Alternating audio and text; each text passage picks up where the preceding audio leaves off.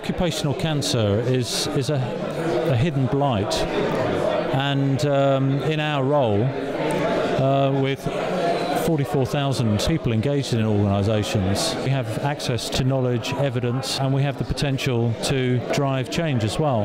As IOSH, I want to make sure that we kickstart this campaign, but it's only through collaboration that we're able to really drive it forward and make it successful. So that's why I see as the next step, we've drawn together experts and some of the evidence. We have the potential to change, but I think the next stage is how we work effectively with other organisations to really drive the implementation.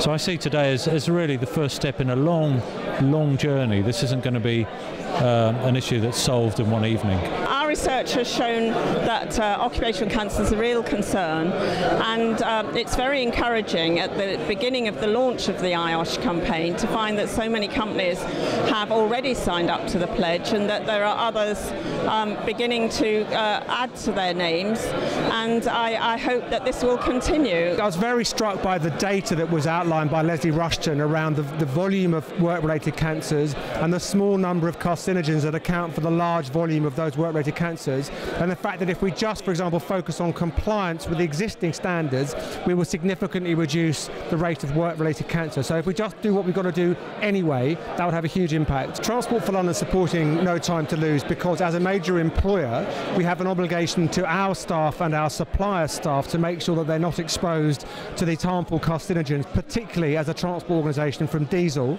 but also as a major transport operator and authority, we've got to make sure that the vehicles that we manage, that we operate, that we regulate, are themselves not putting out harmful pollution onto the streets of London, where they can obviously damage the health of everybody else's employees. For me, it's about safety in our industry has been at the forefront of the whole of our construction industry. Health has probably been neglected for quite some time. So for me, this campaign just launches that. It gives us a good platform to build from, really. We wanted to focus more on health this year with our objectives for health, putting more of the emphasis on health rather than safety, and really getting the support from IOSH really gave us that drive and objectives, and just giving us some ideas of where we can take it within the business and the operational side of the business. Given that we work in construction, a lot of this means a lot to us. I think we needed the support from IOSH. Having the support and the information from IOSH just makes our job a lot easier. I think this is absolutely right. It's very timely, it's topical, and it's covering all the issues which I've heard the speakers talk about and make a pledge to support this particular initiative. I think it's been extremely well received. It's been very good. We have a very wide mix of people here this evening.